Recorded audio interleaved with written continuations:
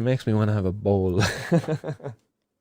And we go on then because cannabis prohibition in the UK, again, while they're missing out on generating taxes, it's also causing much hardship for patients who have to hand out piles of money every month for extortionate prescriptions for cannabis medicines. And this is an epileptic girl in the UK by the name of Clover. And Clover's pictured here with her parents. And Clover's a very young child, and she suffers with seizures. Clover suffers with seizures from up to 80 seizures a week.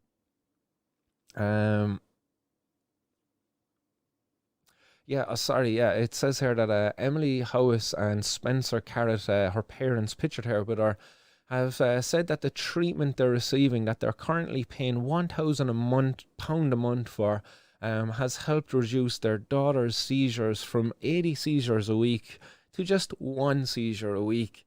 That's an incredible amount, an 80 times reduction in the amount of seizures. That's incredible, like almost 100-time reduction. You know, you could round it up there to the closest 100 and say they've reduced the number of seizures by 100 times. That's a tremendous achievement for any medicine to be able to do for a patient.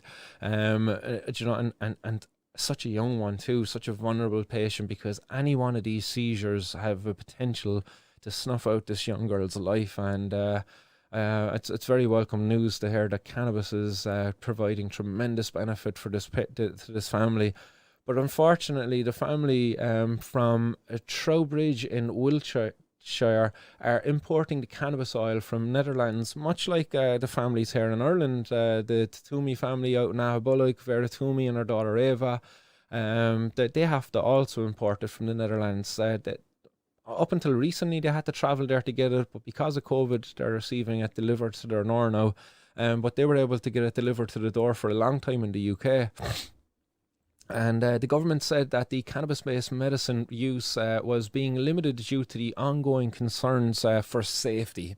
Come on, like, safety.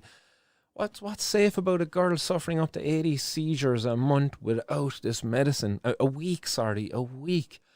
Without this medicine, like, where's the safety in that? Like, where's your concerns there that if the parents aren't able to continue to afford this medication, which they're finding much difficulty in doing so, you know, again, much like many of the other patients that I've raised their stories here on the 420 News in the past, these families are fundraising. Like, they don't have £1,000 a month just sitting around that they're able to throw out at this medicine, you know. They have to fundraise. They're out there in the communities doing different things. One man, a friend of the family, is actually running a 100,000 kilometer sponsored run. A man by the name of Lee Evans. He's going to run 62,000 miles in order to raise funds to help to pay for the treatment here for Clover. You know, people are really willing to fucking move mountains for the patients here. But the government won't even budge, and they won't even move a pen. That's all they're asked to do here, is literally put fucking ink to paper and end this prohibition.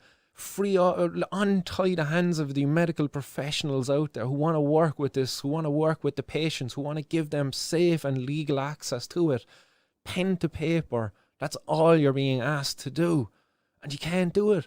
You talk about concerns for safety.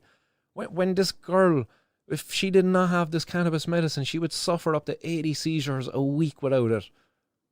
Do you know, she's now suffering 1 seizure a week with the medicine. That's a tremendous turnaround. Do you know, some of the other medicines that they're providing to this child are actually, do you know, they're ineffective. They're not as effective as cannabis has been proven to be for this to this patient. Again, anecdotal evidence here. But I guarantee you, if this was your child, and if your child was gone from 80 seizures a week to 1, do you know, if you've gone from watching your child having 80 seizures, imagine having to sit through that, sit there, watch your child, powerless as a parent to stop it, and all of a sudden, along comes this oil. I'm telling you, I would do time if it was my child, I'd tell you that much now. So yeah, this is prohibition. This is why, guys, we all need to get out on the 7th of August here in Ireland, because, you know, while Well, we're fighting for the legalization of cannabis for adults alike, but this is where the greatest win is going to be won if we end this prohibition. It's the patients, it's the professionals, the access they'll get. So again, sorry for getting emotional on this one. I hate reporting on those stories with the kids, but we'll throw up the image of the banner there and we'll see if we can ground myself again. When I think about it though, like, fucking untold suffering that's going on for years. How many kids have been lost because of this stupid fucking restriction around the research of cannabis because of the prohibition? Do you know? Meanwhile, like, you know, we have young fellas getting their hands on edibles and getting, you know, getting into trouble with organised crime gangs, getting into the height of death because of the same prohibition, you know? It's supposed to stop access. It's failed in that. It's time we do a different change, like, you know? Seriously. Right, calm down. We'll get a ball into me and we'll engage with yourselves out there, guys, in the audience. Civil disobedience, guys. End the suffering of the patients. End this fucking oppression of and the discrimination that's going on because of the stupid war on drugs. You can't wage a war without having innocent victims. And, like, you know, for fair, I want to get emotional again, but, like, these are your victims. These are the people who were suffering because of it, you know? End it. Stop it. How could it, like, Stephen Donnelly, man? How? If you were in a room with this child right now and, you know, and these parents were in front of you, how can you deal with this? Like, how do you sleep at night, man? How do any of these people in charge who are keeping the barrier in place sleep at night? I just don't understand it. You shouldn't, like. Do you know what I mean? I can barely sleep at night myself, like, thinking about this going on out there.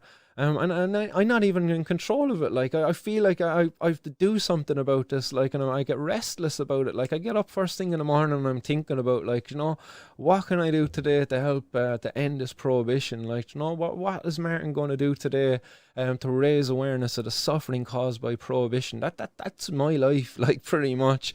Because I suffered at the hands of prohibition, and then it just got me focused on it, and I'm just like, fucking hell, it's the amount of people affected, victimized by this prohibition. It's so vast, and it's diverse, the reasons of the victimization.